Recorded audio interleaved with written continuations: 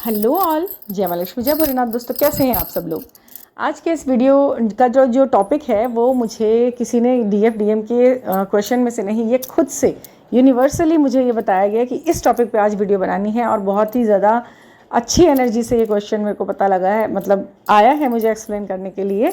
ये मुझे आपके साथ शेयर करना ही होगा और इसे बड़े ध्यान से आप सुनना होगा, क्योंकि शायद शिव स्वयं ये चाहते हैं कि इस बारे में बात की जाए और आपको बताया जाए, क्योंकि बहुत सारे डीएम का ये क्वेश्चन होगा और उनके मन में उठने वाले इस सवाल का जवाब उन्हें मिलना ही चाहिए। तो आज के टॉपिक को ज़रा ध्यान से सुनिएगा कि जब हमें ये मालूम है कि ईश्वर को पता है कि हमें क्या चाहिए, कब चाहिए, कितना चाहिए और हमारे लिए बेस्ट क्या है, तो फिर ये ईश्वर हमारी प्रार्थनाओं का इंतज़ार क्यों कर रहे हैं, हमारे मांगने का इंतज़ार क्यों करते हैं कि अब हम ये मांगे तब हमें वो मिलेगा। ऐसा क्यों है कि हम हाथ जोड़कर आंख बंद करके ईश्वर से बात करें और कहें कि भगवान जी मुझे ये दे दो, ये दे दो ना, ये दे दो ना। क्या ईश्वर को हमारी ज़रूरतें नहीं पता हैं? क्या ईश्वर को हमारा बेस्ट क्या है ये नहीं पता है? या उन्हें हमें बताना होगा कि अब मुझे ये चाहिए, मुझे ये चाहिए। हाँ, तो ये जो सवाल आया, ये जहाँ से भी मेरे मन में आया, जिसने भी मुझसे ये सवाल पूछा, बहुत अच्छा टॉपिक लगा मुझे आपके साथ शेयर करना है। शायद ईश्वर का यही चाहत है कि मैं आपके साथ बताऊं इससे संबंधित जो बातें हैं। देखिए, ईश्वर को तो पता है कि हमें क्या चाहिए, कब चाहिए, हमारे लिए बेस्ट क्या है, कौन इंसान है जो हमारे लिए लाइफ को आगे बढ़ाने के लिए है, कौन इंसान जो पीछे हमें कर देगा, हमें दुख देगा, तकलीफ़ें देगा, फिर भी वो चीज़ें वो होने दे रहे हैं, वो चीज़ें वो नहीं कर रहे हैं। और कई बार मांगने के बाद भी हमारा सुख हमसे बहुत दूर है। कई बार हमारी इच्छा शक्ति, हमारा मैनिफेस्टेशन हम लगा रहे हैं, लेकिन वो चीज़ें काम नहीं कर रही। क्या हो रहा है ये? तो मैं आपको आज बताती हूँ। देखिए, एक तो सबसे पहली बात यह है कि डिवाइन टाइमिंग एक बहुत सबसे इम्पॉर्टेंट चीज़ होती है कि हमें जो चाहिए वो हमें डिवाइन टाइमिंग के अकॉर्डिंग मिलेगा। ये टाइम सबसे साथ में रखा जाता है हर चीज़ के। इच्छा के साथ साथ उसके पूरा होने का टाइम भी साथ ही साथ लिख दिया जाता है, इसलिए भी देर होती है चीज़ों को मिलने में। और अभी आगे प्रार्थना की बात कि हमें मांगना ही क्यों पड़ रहा है। चलिए, टाइम आए, अपने आप चीज़ें मिल जाएँ। ऐसा क्यों है कि हम बार बार भगवान जी दे दो ना, ये दे दो ना, ऐसा कर दो ना, हम इतना प्रसाद चढ़ाएंगे, हम इतने में हम आपके दर्शन करने आएंगे, हम ऐसे ऐसे बोलते हैं और ये सब करते हैं। तब जाके कहीं कोई मन्नत पूरी होती है। ऐसा हमें लगता है कि तब जाके वो तो उसका टाइम था, जब पूरी होनी थी तो हुई।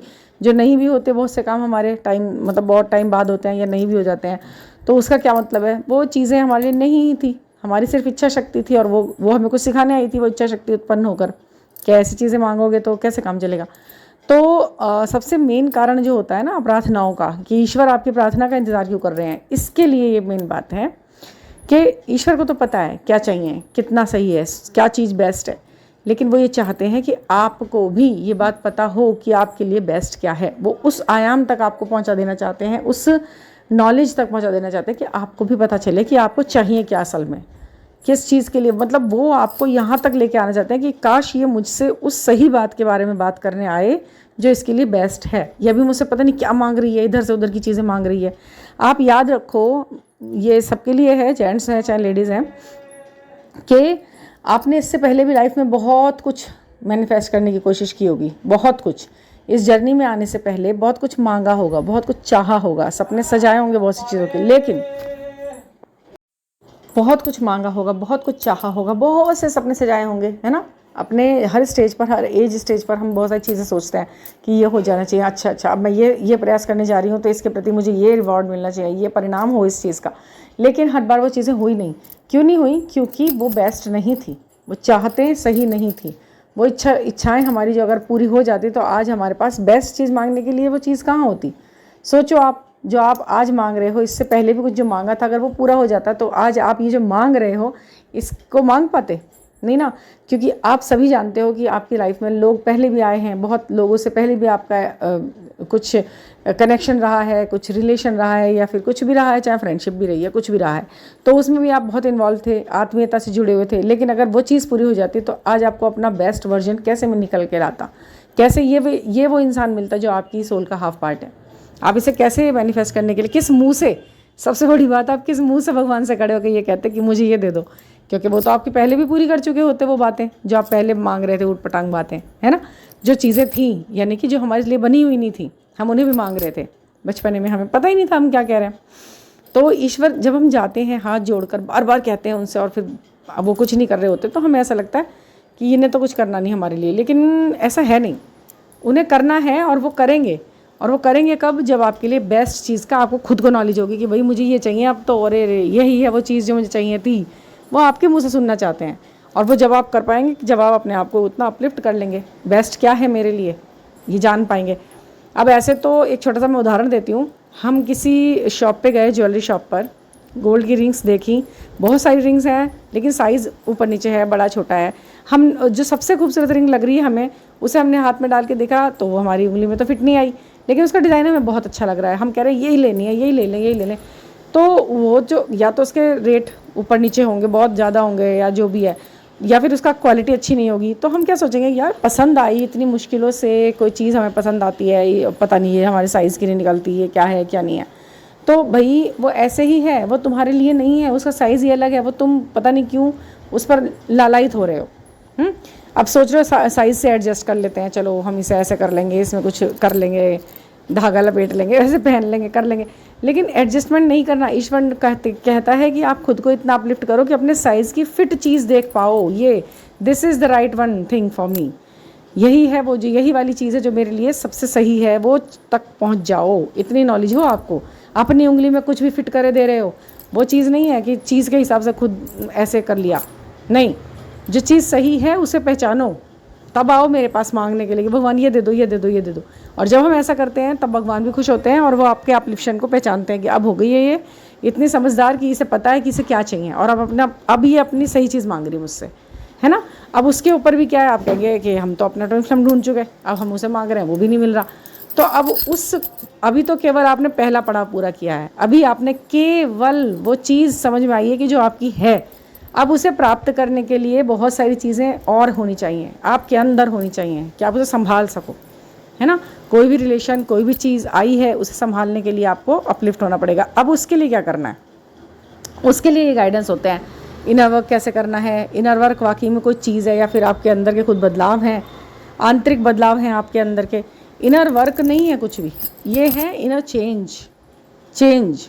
किस चीज़ पे बदलाव करना है। लोग जब पूछते हैं सेशन के दौरान कि मैम इनर वर्क कराती हैं आप, तो मुझे ये लगता है कि इनर वर्क को किसी कोर्स की तरह या किसी एक्सरसाइज की तरह पूछ रहे हैं कि वो कौन सी मुद्रा, ऐसा नहीं है। वो चेंज है आपके अंदर। अगर आप ऐसे हो तो आपको वैसे बनना है, वैसे हो तो आपको पता नहीं कैसे बनना है, कुछ चेंज लाना है बस। तो उस चेंज वो कहाँ आना है, वो चेंज वो आपकी बातचीत के दौरान पता चलता है। इनर वर्क ऐसी चीज़ नहीं है कि सबको दे दिया और एक जैसा हो गया और सबने मतलब वो कर लिया। कोई साबुन है जो सब पे सबका मैल धो देगा, एक साबुन बना दिया, ऐसा कुछ नहीं है।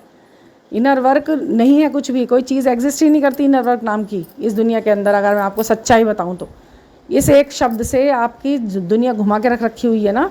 असलियत यह है कि इस शब्द का कोई अस्तित्व ही नहीं है। अस्तित्व है तो परिवर्तन का है, अंदरूनी परिवर्तन का अस्तित्व है। परिवर्तन, आप जो अभी हो वो आप बिल्कुल मत रहो, ये है इनर वर्क।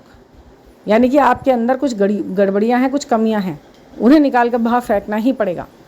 या तो सोच में है, या व्यवहार में है, या बातों में है, या एक्सपेक्टेशन में है, या कहीं ना कहीं एक्शन रिएक्शन में है। कुछ तो है गड़बड़, जहाँ से ये जो चीज़ है गड़बड़ होनी शुरू हो रही है, तो उस पर काम करना है। तो जब भी सेशन के दौरान या जब भी किसी रीडिंग के दौरान आप बात करते हो किसी चीज़ के ऊपर, तो सबसे पहले ये लेके बैठा करो कि मैं यहाँ पर अपने अंदर की उस गड़बड़ी को निकलवाने के लिए बात करना चाहती हूँ जो मुझे मेरे सफलता से रोक रही है, जो मेरे यूनियन से मेरे को रोक रही है। और यूनियन भी किससे, क्या वो सही पर्सन है, क्या मैं सही समझ पाई हूँ। तो वो तो आपके थर्ड आई और आपके जो क्राउन चक्र की हीलिंग वो बता देगी आपको कि आप किसी सही इंसान को पकड़े हुए बैठे हो या गड़बड़ यहाँ पर भी है। अभी फ़िलहाल इंसान ही सही नहीं है वो, ठीक है। तो यहाँ पर ना मैं आपको थोड़ा सा यही बता रही हूँ कि जो आप ये सेशन आप लेते हो ना, लोगों से बुक करते हो और फिर वहाँ से एक चक्कर सा घुमा के आपके दिमाग में वो आपको बाहर निकाल देते हैं अपने उससे। उसको क्या करना है, पकड़ना कहाँ से है पॉइंट को। क्योंकि वो लोग जो आपको सेशन दे रहे हैं ना, बहुत बड़े बड़े पैकेजेस के साथ, बड़े बड़े अमाउंट के साथ, वो असल में आपके माइंड के कौन से हिस्से से खेल कर रहे हैं आपको खुद ही नहीं पता चल पाता है। आपका जो माइंड है वो उसमें बहुत सारी चीज़ें हैं, जाल बना हुआ है बहुत सारी चीज़ों का। अब वो कोई ऐसा क्लू पकड़ते हैं जहाँ से वो आपको पूरा उठा के खड़ा कर देते हैं बिल्कुल, कि आपको सारी की सारियाँ प्रॉब्लम्स अपने ही आसपास नज़र आने लगती हैं। तो उस चीज़ को निकालना पड़ता है। काम आपको वहीं करना है, पर करना किस ढंग से है उसको थोड़ा सा सीखना पड़ेगा। तो ये जो चीज़ें हैं, ये जो इनर वर्क है, ये जो प्रोसेस है, आपको समझ के करना पड़ेगा। और थोड़ा सा अच्छे से बैठ कर इस पर बात करें। अगर आपको सेशन और रीडिंग लेनी है तो भी करना क्या है, किसी और व्यक्ति के बारे में नहीं पढ़ना है, अपने बारे में पढ़ना है कि भाई मैं ऐसी हूँ, यहाँ पर मैंने ऐसे किया तो मैंने गलती कहाँ कर रखी है, मुझे ज़रा पॉइंट बताइए ये वाले। आप अपना प्रोजेक्ट तैयार कर रहे हैं एक, उस प्रोजेक्ट में आप अगर कहीं त्रुटि दिख रही है तो उसे करेक्ट भी तो करेंगे ना, तो वो पास कैसे होगा। तो यही है। और जो हाँ आज मैं आपको बताऊंगी कि करंट एनर्जी कल से जो चेंज आया है, एनर्जी शिफ्ट आया है, बहुत बहुत ड्रामेटिक चेंजेस आए हैं, तो वो मैं उसके बारे में थोड़ा सा आपको बताऊंगी ज़रूर। आपने सबसे पहला पॉइंट ये मैं कहूँगी कि जो अभी तक आपने गो विद द फ्लो वाली स्थिति, चलो अब जैसा है वैसा ही रहने दो, जिन लोगों ने ऐसा सोचा था, दो तरह के लोगों के बारे में यहाँ पर बात हो रही है। जिन लोगों ने अपनी ज़िंदगी में ये सोचा था कि चलो जो है जैसा है मैं उसे वैसे ही एक्सेप्ट करके आगे बढ़ूंगी, मन मार के वो अपनी ज़िंदगी में आगे बढ़ने की कोशिश कर रहे थे, लेकिन बहुत कोशिश और ये इस तरीके के ये जो प्रयास होते हैं ये अंदर से मन को तोड़कर और थका कर आगे बढ़ाते हैं आपको। जब आप मजबूरी के साथ समझौता करके आगे बढ़ते हो, समझौता करा अपनी स्थिति के साथ, ठीक है, वो स्थिति फिर भी नहीं बदल रही है, आप अपना माइंडसेट उस स्थिति के प्रति बदल दो, सीधी सी बात है। आप किसी भी इंसान को कि वो जैसा है मुझे वैसे ही एक्सेप्ट करना पड़ेगा उसको, नहीं, ऐसे नहीं है। अगर वो आपको दुख दे रहा है, वो आपको टेंशन दे रहा है, उसका कोई भी काम आपको टेंशन दे रहा है, तो उसके प्रति अपने एक्सपेक्टेशन को चेंज कर दो पूरी तरह से। मतलब कि वही बात है कि अपने सेल्फ लव को इस तरह से कर लो कि सामने वाला इंसान कितना भी उधम काट ले अपनी ज़िंदगी में और आप पर रत्ती भर फर्क ना पड़े।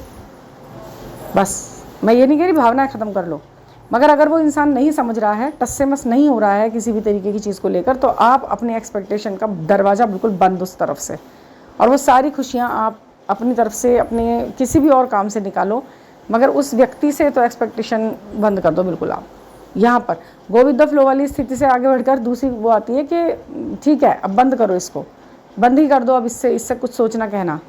अगर उसको थोड़ा सा भी एहसास होगा तो वो खुद ही इस चीज़ को करेगा, नहीं होगा तो वो बैठेगा अपने आप। और उसके किए हुए इतिहास में अगर पहले कभी भी उसने आपके साथ कुछ भी ऐसा हर्टिंग वाला हरकत करी हुई है तो बिल्कुल भूलना नहीं है उस चीज़ को। कहते हैं ना लेट गो कर दो, पुरानी बातें भूल जाओ, नहीं, ये सबसे बड़ी बात है कि पुरानी बातें भूल जाओ वाला कोई कॉन्सेप्ट नहीं होता है। पुरानी बातें, कौन सी पुरानी बातें, इसी जन्म की, इसी समय की, अभी 1-2 महीने पुरानी बातें पुरानी हो गई। आपका नेचर, आपका बिहेवियर, आपका पैटर्न सब कुछ वही था, मैं क्यों भूल जाऊँ, मैं क्यों इस चीज़ को ऐसे ही एक्सेप्ट करूँ। आप खुद को चेंज करो, ठीक करो, अच्छे करो, जैसा कि आप सामंजस्य से बैठ सके, तब आप मेरे से बात कर सकोगे। लेकिन उससे पहले मैं अपनी भावनाओं को हर्ट नहीं होने दूँगी, ये मैं किसी को नहीं करने दूँगी। ये साफ कहो आप अपनी कि हर्ट करने के लिए थोड़ी ना अपलिफ्शन के लिए मैं आगे आई हूँ, मैं तो खुद ही बहुत हर्ट कर रही हूँ अपने आप को, खुद ही हर्ट कर रही हूँ ना, वो इमोशंस को जगह जगह के, और वहाँ से वो नेगलेक्शन पा के तो हर्ट मैं खुद ही हो रही हूँ। बाकी आपको कोई ज़रूरत नहीं है किसी के द्वारा हर्ट हो जाने की और फिर रोने या परेशान हो जाने की, क्योंकि ये ज़िंदगी आपको इस 2-3 कामों के लिए तो बिल्कुल नहीं मिली है। हताश, नेगलेक्शन, रोना, रिजेक्शन जैसी फीलिंग, नो। क्या कमी है आपके अंदर? सामने वाले के पास कोई ऐसी डिग्री नहीं है जो वो आपको रिजेक्ट कर रहा है, ठीक है। तो एक ये चीज़ आपको हमेशा बांध के चलनी है अपने साथ में, हमेशा, चाहे वो आप DF हैं चाहे आप DM हैं।